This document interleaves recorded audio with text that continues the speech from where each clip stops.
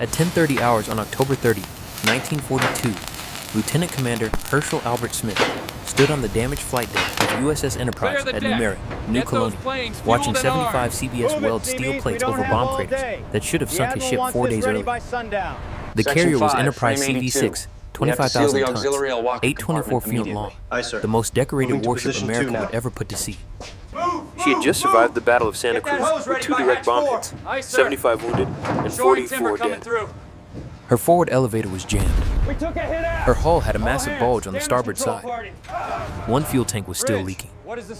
By every regulation in the Navy, she needed months in the shipyard. But there were no other carriers left. Lexington was gone, sunk at Coral Sea.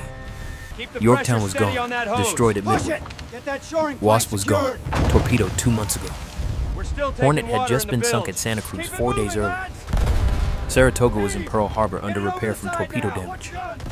Enterprise was the only operational American carrier in the entire Pacific Ocean.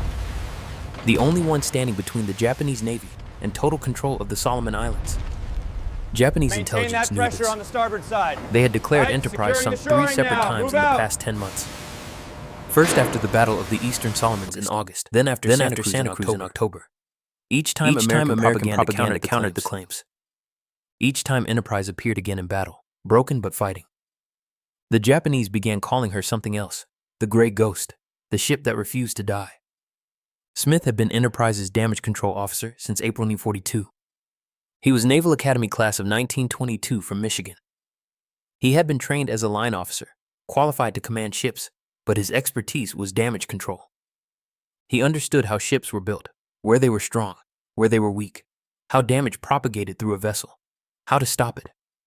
Smith knew every frame, every bulkhead, every watertight door, every fireman, every pump, every electrical junction, every ventilation trunk on Enterprise. He had walked every compartment, crawled through every void space, traced every system.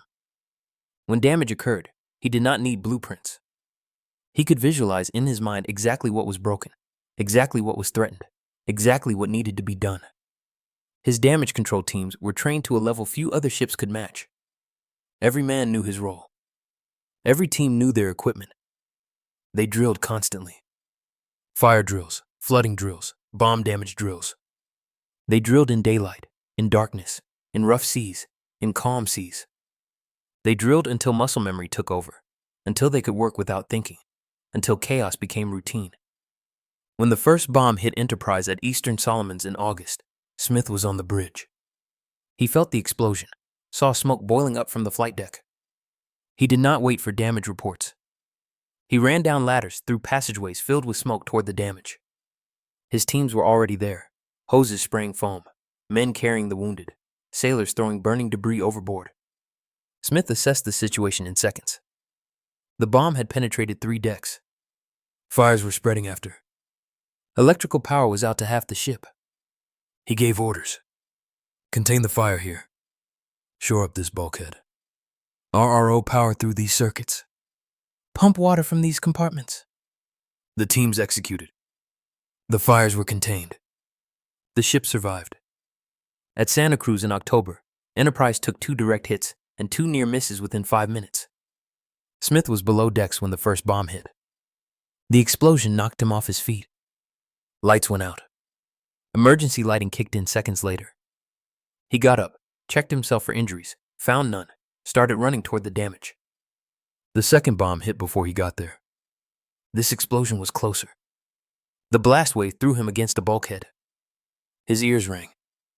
His vision blurred, but he kept moving. The forward part of the ship was chaos. Smoke filled the passageways. Men were screaming. Some were on fire. Some were trapped under wreckage. Electrical cables hung from overhead, sparking. Water was pouring in from ruptured fire mains. Smith started giving orders. Get these men out. Cut that power. Close these hatches. Pump this compartment. His voice cut through the chaos. His teams responded. They knew he would not order them to do anything impossible. They trusted him. They followed him. The damage from Santa Cruz should have sunk Enterprise. 2 bombs penetrating to interior spaces, near misses buckling the hull, flooding in multiple compartments, fires threatening magazines. Any one of these problems could doom a ship if not controlled immediately. All of them together should have been overwhelming, but Smith and his teams controlled them all. They saved the ship. At Noumea, Smith supervised repairs for 4 days with CBS. The CBS were construction workers, not damage control specialists, but they were skilled welders, carpenters, mechanics. Smith told them what needed to be done. They figured out how to do it. They worked in shifts 12 hours a day. Welders burned through electrode rods by the hundreds. Carpenters shaped wooden plugs to fit jagged holes in the flight deck. Mechanics' jury rigged the jammed elevator with cables and pulleys. It was not perfect. It was not pretty. But it worked. When Enterprise sailed on November 11th with repairs incomplete, Smith knew the ship was vulnerable. If they took another hit in the bow section where the first bomb had struck at Santa Cruz, the hastily welded steel plates might give way. If they took a hit near the damaged elevator, the whole mechanism could collapse into the hangar deck. If they took a torpedo hit where the near miss had buckled the hull, the compartment would flood faster than pumps could handle. Enterprise could sink in minutes. But Smith also knew that no battle plan survived contact with the enemy. Ships got hit. Sailors got killed. All he could do was prepare his teams to respond fast, respond correctly, respond as if their lives and everyone else's lives depended on what they did in the next few minutes. Because they did. During the 4 days at Guadalcanal, November 12th through November 15th, Enterprise was not hit again. Smith and his teams were lucky. The Japanese were too busy being destroyed by American aircraft to attack the carrier effectively. But the CBS kept working. They finished repairs on the elevator. They reinforced the hull patches. They restored systems to full capability. By the time Enterprise returned to Noumea on November 16th, she was in better shape than when she had sailed 5 days earlier. The ship had been repaired during combat operations. It was unprecedented. Then the message came through on November 10th. Japanese battleships were heading for Guadalcanal. They planned to bombard Henderson Field, destroy the American airbase, then land reinforcements to retake the island. Enterprise had to sortie now tonight, no matter her condition. Captain Osborne Hardison received the order at 1800 hours. He was 49 years old, Naval Academy class of 1916 from North Carolina. He had commanded Enterprise for exactly 10 days. He looked at the damage reports, looked at Smith, asked one question. Can she fight? Smith told him the truth. The forward elevator was still jammed. The hull still had leaks. The watertight integrity was compromised. If they took another hit in the wrong place, Enterprise would sink fast. But her engines worked, her steering worked, her catapults could launch aircraft. She could fight. Hardison gave the order. Enterprise would sail at 0600 on November 11th, with the CBS still aboard, welders still working, air hammers still pounding, repair crews still trying to fix what battle had broken. What happened over the next 4 days would decide the Guadalcanal campaign and prove that one damaged carrier mattered more than all the pristine battleships the Japanese could bring to bear. The problem was not that America lacked ships. By November 1942, American shipyards were launching new destroyers, cruisers, battleships at record pace, but carriers took longer to build. The new Essex-class carriers would not arrive until 1940. The Independence-class light carriers would not be ready until mid-1943. For now, in November 1942, Enterprise was all there was. The Japanese knew this advantage would not last. They had to destroy American forces at Guadalcanal before American industrial power overwhelmed them. They committed their combined fleet to a massive operation. Battleships, He and Karishima, would bombard Henderson Field. Cruisers and destroyers would escort troop transports. Carriers would provide air cover. The operation would crush American resistance and reclaim Guadalcanal. On the American side, the situation was desperate. Marines on Guadalcanal held Henderson Field by their fingernails. They needed air support. They needed supplies. They needed Enterprise to get aircraft close enough to fight Japanese ships heading south. Enterprise left Noumea Harbor at dawn on November 11th. She made the open sea with her deck still shaking from air hammers, welder sparks still flashing, the big bulge in her starboard side clearly visible, fuel oil still seeping from ruptured tanks. The CBS kept working. Smith supervised repairs even as Enterprise headed into combat. The carrier's air group had been devastated at Santa Cruz. VF-10, The fighter squadron called the Grim Reapers had lost half their pilots. VB-10, the dive bomber squadron, had lost aircraft and crews. VT-10, the torpedo squadron, was down to barely functional strength. But they could still fly. They could still fight. On November 12th, Enterprise launched her first strikes against Japanese forces approaching Guadalcanal. The carrier was 200 minutes from the combat zone. Her aircraft had to fly through weather fronts, navigate by dead reckoning, find targets in open ocean, then return to a moving ship. The pilots had been doing this for months. They made it look routine. It was not. Her bombers found cruiser Kinugasa at 0900 hours, steaming northwest after bombarding Henderson Field the previous night. The cruiser thought she had escaped. She was wrong. Enterprise dive bombers. Douglas SBD Dauntless aircraft from Bombing Squadron 10 rolled in from 12,000 feet. The ship tried to maneuver, throwing up anti-aircraft fire, but the American pilots had practiced dive bombing for years. They hit her with 500-pound bombs at 9 a.m. in the morning. The first bomb hit the 13mm machine gun mount in front of the bridge. The explosion started a fire in the forward gasoline storage area. Captain Sawa and his executive officer died instantly. The ship began listing to port. Near misses caused additional flooding. A second wave of bombers arrived.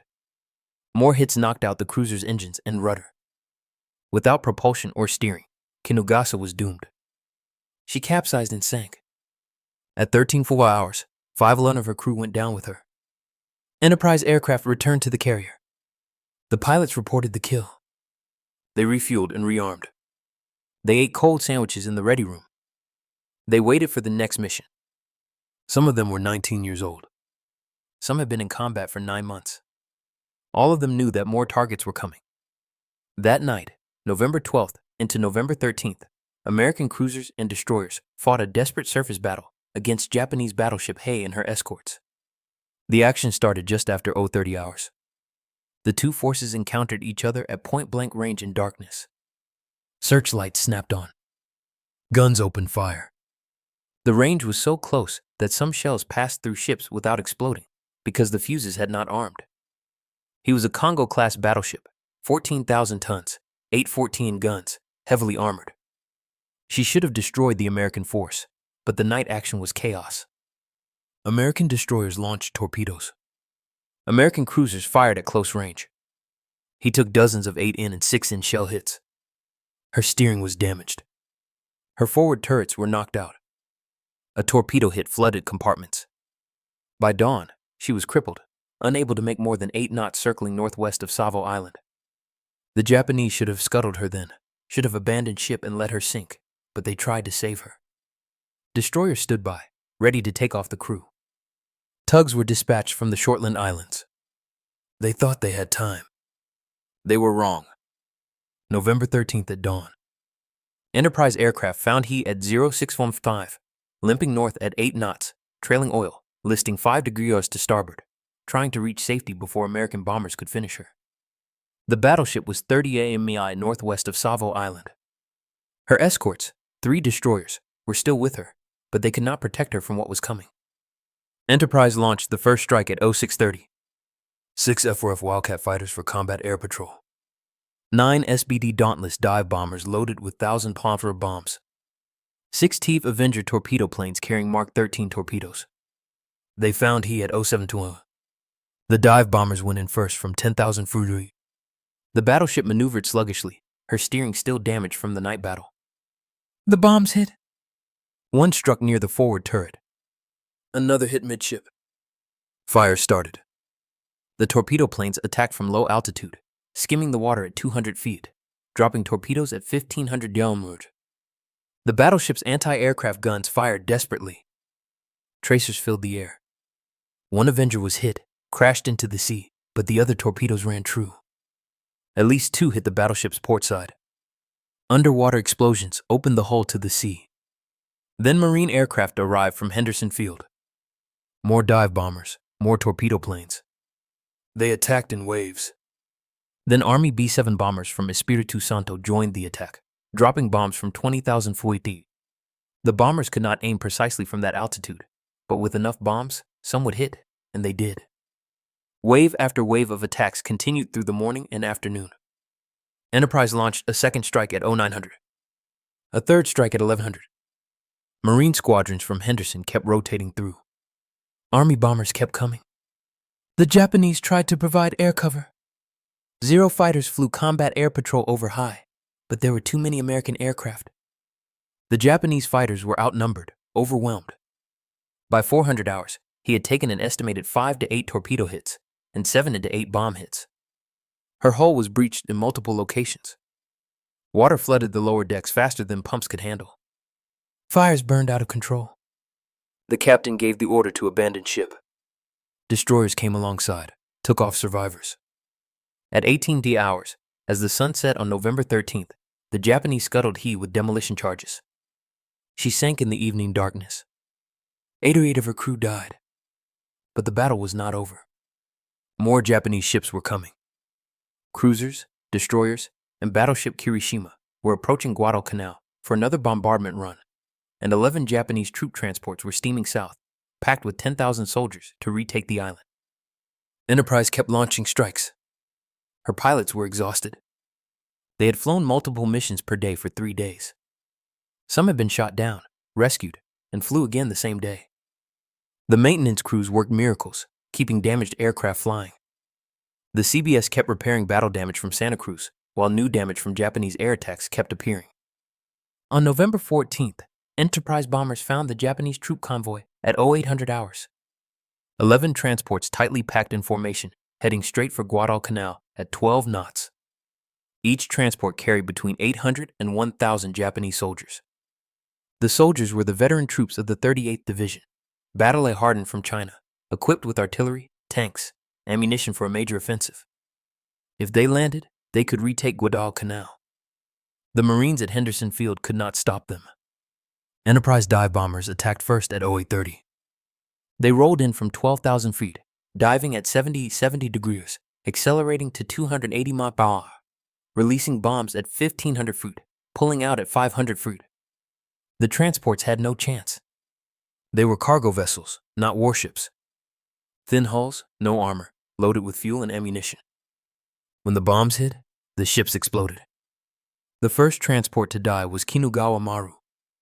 A 1,000L bomb hit her amidships, penetrated to the engine room, exploded. The ship broke in half. She sank in minutes. 300 soldiers went down with her. Kamboru took 3 hits. Fire spread through the ship. The captain tried to beat her, but she sank before reaching shore. 450 drowned. Brisbane Maru was hit by 2 bombs. One hit the forward hold loaded with ammunition. The explosion blew off the bow. She sank stern first. Marine aircraft from Henderson Field joined the attack at 0900. More dive bombers. They found targets everywhere. The convoy was breaking apart, each ship trying to escape independently. But there was nowhere to run. The ocean was 2,000 fathoms deep here. If a ship sank, men could not swim to shore. They drowned. Army B-16 bombers arrived at 0930 from Espiritu Santo. They bombed from altitude. Their accuracy was poor compared to dive bombers, but the transports were large targets. More hits, more fires, more sinking ships. Enterprise launched a second strike at 1,000 hours. Fresh pilots, more bombs, more torpedoes. They found targets still burning from the first strike. They attacked the survivors. The slaughter continued through midday. By 1400 hours, 7 of the 11 transports had been sunk. Arizona Maru, Brisbane Maru, Kamboru, Kinugawa Maru, Nagara Maru, Nako Maru, and Shinanogawa Maru. All gone. Thousands of soldiers drowned.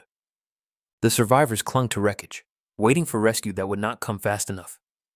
The 4 remaining transports, all damaged, burning, tried to reach Guadalcanal to beach themselves. They knew they were doomed, but thought they could at least land their troops before sinking. They steamed through the night, fires visible for miles. American forces on Guadalcanal watched them approach. The ships reached the beach at Tasaparanga at dawn on November 15th and ran themselves ground. Their bows touched shore. Soldiers jumped into the water, waded to the beach. But most had lost their equipment. Their artillery was at the bottom of the ocean. Their tanks were gone. Their ammunition, food, medical supplies, all lost. Of the 10,000 soldiers who left the Shortland Islands, fewer than 2,000 made it to shore with weapons. The rest were dead or had landed with nothing but the clothes they wore. That night, November 14th into November 15th, came the final surface battle. American battleships Washington and South Dakota, with 4 destroyers, intercepted the Japanese force trying to bombard Henderson Field. Battleship Kirishima led 4 cruisers and 9 destroyers south. The night action was devastating. Japanese ships swept aside the American destroyer screen. South Dakota took heavy damage and lost communications. But when the Japanese concentrated fire on South Dakota, they revealed their positions to Washington. The American battleship hammered Kirishima with 16 and 5 guns at close range. Multiple hits set Hiroshima ablaze. The Japanese scuttled her after midnight. The second Japanese battleship lost in 3 days. When dawn broke on November 15th, the Naval Battle of Guadalcanal was over. The Japanese had lost 2 battleships, 1 heavy cruiser, 3 destroyers, and 7 troop transports. The Americans had lost 2 light cruisers and 7 destroyers. But Henderson Field was secure. The Marines would hold Guadalcanal, and Enterprise had been there for all of it. Captain Hardison sent a message to Navy Department on November 16th. The emergency repairs accomplished by this skillful, well-trained, and enthusiastically energetic force have placed this vessel in condition for further action against the enemy. He was talking about Smith and the CBS, the men who kept Enterprise fighting when she should have been in a shipyard. Vice Admiral William Halsey, Commander South Pacific Area, sent a dispatch directly to the CB detachment. Your commander wishes to express to you and the men of the construction battalion serving under you his appreciation for the services rendered by you in effecting emergency repairs during action against the enemy. The repairs were completed by these men with speed and efficiency. I hereby commend them for their willingness, zeal, and capability. But the real story was what those 4 days meant. 1 damaged carrier, kept operational by a damage control officer, and 75 construction workers had helped sink 2 battleships, 1 cruiser and 7 transports. Had helped save Guadalcanal. Had helped turn the Pacific War. The Japanese never attempted another major offensive at Guadalcanal after November 1942. They evacuated their remaining troops in February 1943. The island became an American base for the rest of the war, and it all hinged on those 4 days when Enterprise fought while still under repair. This was not the first time Enterprise had defied death. She had been scheduled to return to Pearl Harbor on December 7, 1941. Bad weather delayed her task force. She arrived December 8th to find the harbor in ruins. Her aircraft had actually flown over Pearl during the Japanese attack. 7 of her dive bombers were shot down by Japanese fighters and American friendly fire. 8 of her airmen died. 2 were wounded. Enterprise was the only American carrier to have men at Pearl Harbor during the attack. 3 days later, December 10th, Enterprise aircraft found and sank Japanese submarine Walt 7 Da. First American warship sunk by American forces after war was declared. Enterprise drew first blood. February 1st, 19 Enterprise Task Force raided Kwajalein, Wuchir, and Maloab in the Marshall Islands. Sank 3 ships, damaged 8, destroyed numerous aircraft and ground installations. Japanese bombers counterattacked. Enterprise maneuvered at high speed. All bombs missed. The carrier escaped with minor damage. April 18th and 42. Enterprise escorted Hornet on the Diddle raid. While 16 Army BT bombers launched from Hornet to bomb Tokyo, Enterprise fighters flew combat air patrol and attacked Japanese picket boats that spotted the task force. The raid shocked Japan, proved their home islands were vulnerable, forced them to pull air defenses back from the front lines. June 4th, 1942, Battle of Midway. Enterprise was flagship for Rear Admiral Raymond Spruant, one of the most intelligent tactical commanders in the U.S. Navy. Spruant understood that carriers were fragile. The timing was everything. That one mistake could lose the battle and possibly the war. The Japanese plan was to occupy Midway Island, draw out the American carriers, and destroy them with overwhelming force. Admiral Yamamoto commanded the combined fleet, 4 carriers in the striking force, 2 more with the occupation force, 7 battleships including his flagship Yamato, the most powerful battleship ever built. The Japanese had more ships, more aircraft, more experienced pilots. They expected an easy victory, but American intelligence had broken the Japanese naval codes. Admiral Nimitz knew the attack was coming. He positioned Enterprise Yorktown and Hornet northeast of Midway, hidden beyond the Japanese search radius, waiting to ambush the strike force. The battle began at 0630 when Japanese carriers launched 108 aircraft to attack Midway. The island's defenders launched everything they had to intercept. Army B-17 bombers, marine fighters, dive bombers, torpedo planes, all attacked the Japanese carriers in uncoordinated strikes. All failed to score hits. The Japanese shot down most of the marine aircraft. Their carriers seemed invincible. At 0705, American carriers launched their strikes. Enterprise sent 30 dive bombers, 14 torpedo planes, 10 fighters. Yorktown launched 17 dive bombers, 12 torpedo planes, 6 fighters. Hornet launched 35 dive bombers, 15 torpedo planes, 10 fighters. Over 150 American aircraft heading southwest to find 4 Japanese carriers. But coordination fell apart. The squadrons became separated. Navigation was difficult. The ocean was vast. Some squadrons flew the wrong direction and never found the enemy. Hornets, fighters, and dive bombers missed the carriers entirely, ran low on fuel, had to ditch or return to the carrier. Enterprise's Torpedo Squadron 6, led by Lieutenant Commander Eugene Lindsay, found the Japanese carriers first at 09 Tunchai. 15. Torpedo bombers, Douglas TBD Devastators, slow, obsolete, vulnerable. They attacked without fighter escort, without dive bombers to split the Japanese defenses. The Zero fighters swarmed them. Japanese ships filled the sky with anti-aircraft fire. The torpedo bombers pressed their attacks at wave-top altitude, dropping torpedoes at point-blank range. 13 of the 15 were shot down. Lindsay was killed. Lieutenant Junior Grade George Gay was the only survivor from his aircraft, clinging to a seat cushion in the ocean, watching the rest of the battle unfold.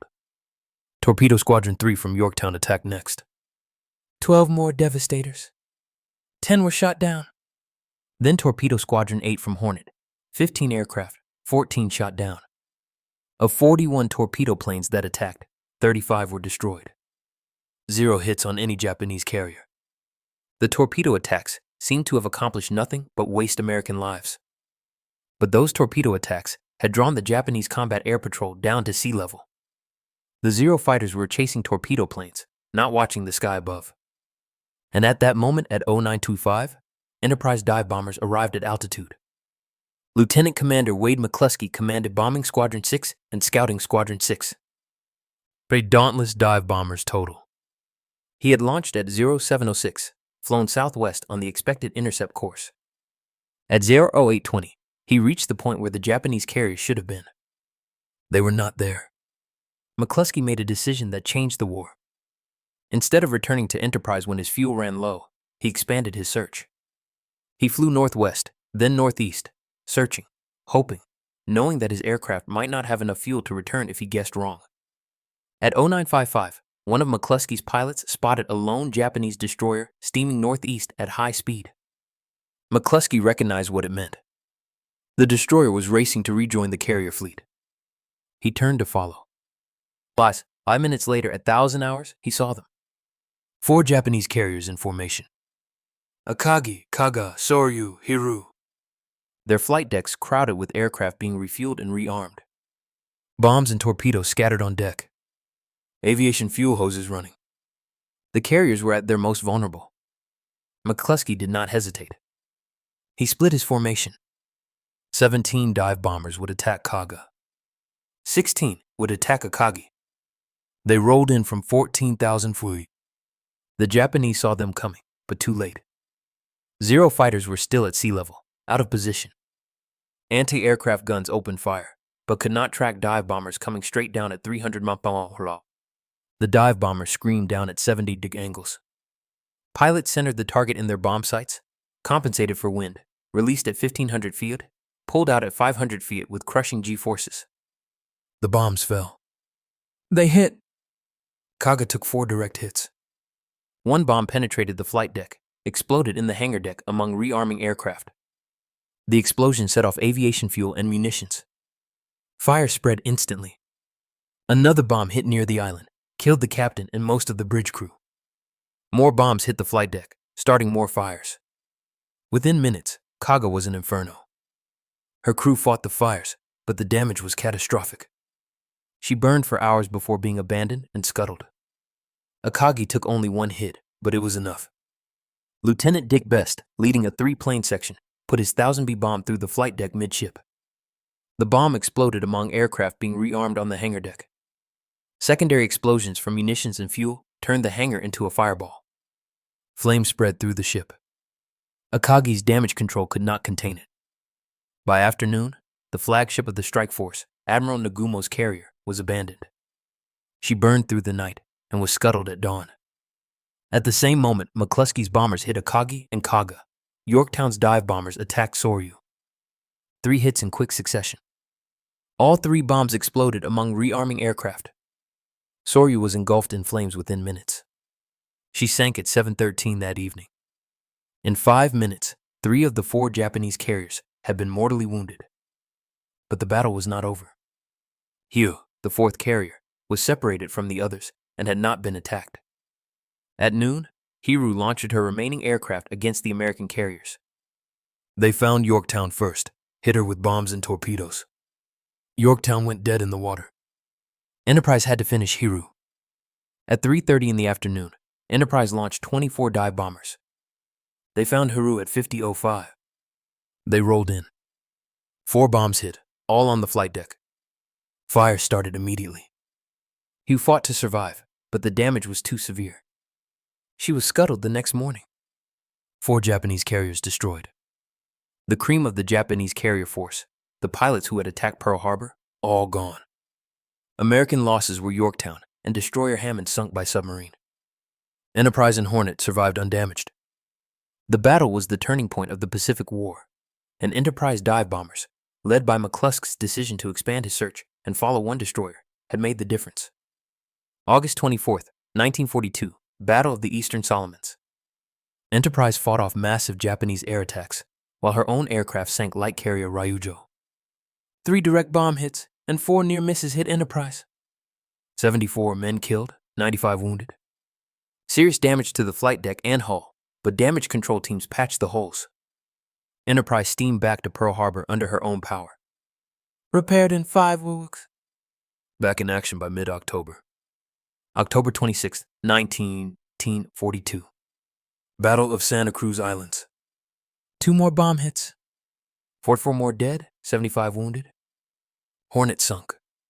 Enterprise the last carrier standing. By the end of 1942, Enterprise had participated in 5 of the 6 major carrier battles in the Pacific. The only one she missed was Coral Sea, and only because she arrived too late. She had been hit by bombs 5 times, had lost nearly 200 men killed, had been declared sunk by Japanese propaganda 3 times, and she kept fighting. The nickname Gay Ghost fit perfectly. The Japanese could not understand how this ship kept appearing in battles after they claimed to have sunk her. Their intelligence reports were confused, contradictory. Some Japanese commanders thought there must be multiple ships named Enterprise. Others believed American damage control was far better than Japanese estimates suggested. The truth was both. American damage control doctrine was superior to Japanese practice. American carriers had better compartmentalization, better fire suppression systems, better trained repair crews. But Enterprise had something more. She had Smith.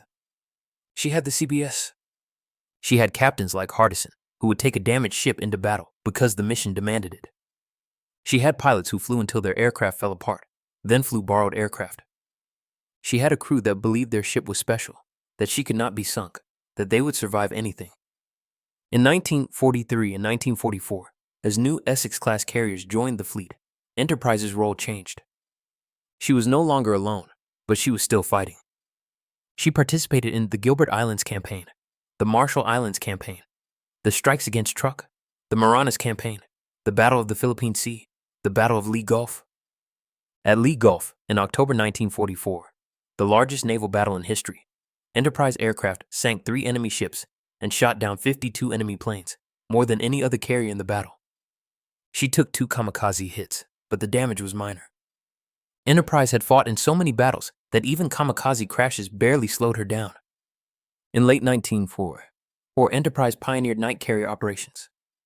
She became the first carrier equipped and trained for round-the-clock air operations. Her night fighters protected the fleet from Japanese night attacks. Her night bombers struck Japanese bases in darkness. The concept proved so successful that the Navy created dedicated night carrier air group ALPS. February 1904. Enterprise supported the invasion of Iwo Jima. Her aircraft flew continuously over the island for 174 hours. 74 hours of continuous air operations. No other carrier in history had matched that endurance. March 1945. Enterprise participated in strikes against the Japanese home islands. Her aircraft bombed Tokyo, Kobe, Nagoya. She took minor bomb damage on March 18th, but continued operations. April 11, 1905. Off Okinawa, a kamikaze hit the forward part of the flight deck. 14 men killed, 34 wounded. The forward elevator was damaged again, just like at Santa Cruz. Enterprise steamed to Yuli for repairs. May 14th, Odawa. Back at Okinawa, another kamikaze. This one penetrated the flight deck and exploded near the forward elevator. 13 men killed, 68 wounded. The explosion blew a hole through multiple decks. Fires raged, but damage control teams contained the damage. Enterprise survived. This was her last wound of World War II. The damage was severe enough that repairs took until late August. By the time Enterprise returned to the Pacific, Japan had surrendered. She missed the surrender ceremony in Tokyo Bay. After 7 years of service and 20 major battles, Enterprise was in a repair dock when the war ended. Her final tally was staggering. 901 enemy aircraft shot down by her fighters and gunners. 1 enemy ship sunk by her bombers. 192 more enemy ships damaged or destroyed. She had steamed over 2,000 miles in wartime operations. Participated in 18 of the 22 major carrier actions in the Pacific, more than any other American ship.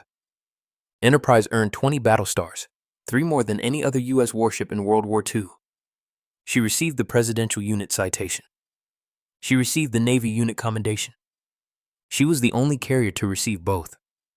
On November 23, 1945 at Southampton, England, the British Admiralty presented Enterprise with the Admiralty Pennant. First time in over 400 years that this honor had been given to a foreign warship. Secretary of the Navy, James Forstall, called Enterprise the one vessel that most nearly symbolizes the history of the United States Navy in World War II. But when the war ended, America forgot. Enterprise was decommissioned on February 17, 1847. Plans to preserve her as a memorial were announced. Fundraising began, but the money never materialized. The ship sat in reserve for years. In 1949, plans to make her a permanent memorial in New York were suspended. Subsequent attempts failed. On July 1, 1958, Enterprise was sold to Leyte Corporation for scrapping. By March 1960, she was gone. Cut up for scrap metal at Kearney, New Jersey. The most decorated ship in U.S. Navy history. The carrier that fought from Pearl Harbor to Okinawa. The gray ghost that refused to die in battle. Destroyed by accountants and indifference, some pieces survived. Her bell went to the Naval Academy at Annapolis. Her stern plate went to Rivervale, New Jersey. An anchor went to the Washington Navy Yard. A few portholes and fittings were saved by veterans, but the ship itself was erased. Herschel Smith, the damage control officer who kept Enterprise fighting through 20 battles, retired from the Navy as a captain. He never received a major decoration for his work. The official records credited Enterprise's survival to her design and her crew. Smith's name appeared in some after-action reports, nothing more. Captain Hardison, who commanded Enterprise during the desperate November 1942 battles, rose to vice admiral before retiring.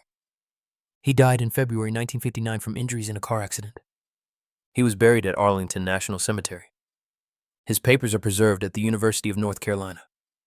The CBS, who repaired Enterprise while under fire at Guadalcanal, returned to construction work after the war. Most never talked about what they had done. They were construction workers, not heroes. They built things. That was all. Wade McClusky, the air group commander who led Enterprise bombers to victory at Midway, retired as a rear admiral. He died in '86. His decisions at Midway, when he spotted a lone Japanese destroyer and followed it to find the enemy fleet, changed the course of the war, but few people remember his name. The pilots who flew from Enterprise, the men who made her the most dangerous ship in the Pacific, mostly returned to civilian life. Some stayed in the Navy, some became airline pilots. Some went back to farms in Iowa, and factories in Michigan, and offices in California. They had fought in the greatest naval war in history. Then they came home and went back to being ordinary Americans. 30,000 men served aboard Enterprise during her 9 years of active service. 103 enlisted men and 1 officer earned all 20 battle stars awarded to the ship. They served through every battle from Pearl Harbor to Okinawa. Their names are preserved in Navy records. Their stories are mostly forgotten. In 1958, the same year Enterprise was sold for scrap, the Navy commissioned a new carrier, USS Enterprise CV6, first nuclear-powered aircraft carrier in history. She served for 51 years, longer than any other carrier. Commissioned in November 1961, she deployed to the Mediterranean, the Pacific, participated in the Cuban Missile Crisis, served multiple tours in Vietnam, conducted operations in the Indian Ocean and Persian Gulf. The name lived on through decades of Cold War and beyond. In the future, another Enterprise will be built. CV-80, a Ford-ass supercarrier, is scheduled for completion in the 20s. The name will not die. The tradition continues. But the original Enterprise, the Gray Ghost, the carrier that fought from Pearl Harbor to Okinawa, exists now only in photographs and memories, and in the stories passed down by those who served. There is a lesson in how Enterprise was lost. America spent billions building her. Thousands of men served aboard her. She fought in every major battle of the Pacific War. She earned more decorations than any other ship. She symbolized American naval power at its finest moment. And when the war ended, she was scrapped because no one wanted to pay for her preservation. The failure to save Enterprise became a wake-up call that changed how America preserves its military heritage. After her loss, preservation movements gained momentum and support. Veterans groups organized. Fundraising became more professional. Public awareness increased about the importance of saving these historic vessels before they disappeared forever. USS Intrepid became a museum in New York. USS Hornet became a museum in California. USS Lexington became a museum in Texas. USS Yorktown became a museum in South Carolina. 4 Essex-class carriers were saved. 1 Midway-class carrier was saved. These ships now educate millions of visitors each year about naval history, about sacrifice, about the men who served. But Enterprise, the ship that mattered most, the carrier that earned more battle stars than any other, was gone. That loss taught America a lesson it would not forget. In 1991, a historian researching carrier operations in World War II found the full story of Enterprise in Navy archives. The war damage reports, the action reports, the citations, the crew rosters, the story of how one carrier damaged at Santa Cruz and repaired by CBS fought through the Naval Battle of Guadalcanal and changed the Pacific War. The historian tried to find veterans to interview. Many had died, but some remained. They were in their 70s by then. They remembered. They remembered the smell of aviation fuel and burning metal. They remembered the sound of aircraft engines and anti-aircraft guns. They remembered the feeling of the deck shaking under bomb impacts. They remembered their shipmates who died. They remembered November 1942, when Enterprise was the only American carrier left.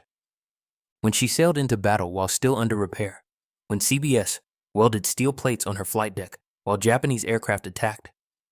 They remembered that their ship had made the difference. That is how naval power actually works in war. Not through the newest ships or the biggest guns, but through sailors and officers who keep damaged ships fighting. Through construction workers who repair carriers under fire. Through pilots who fly one more mission when they are too exhausted to see straight. Through damage control teams who fight fires and patch holes while the ship heads back into combat. Enterprise was the most dangerous American warship of World War II. Not because she was the biggest or newest or most advanced. She was dangerous because she would not quit. She was dangerous because her crew believed she could not be sunk. She was dangerous because every time the Japanese declared her destroyed, she appeared again. The Gray Ghost, the ship that refused to die. If you enjoyed this video and want to see more stories from World War II, make sure to subscribe to the channel. Your support helps us bring more forgotten battles, hidden histories, and untold soldier stories to life. And let me know your thoughts in the comments. What event or perspective would you like to see next? I read every comment.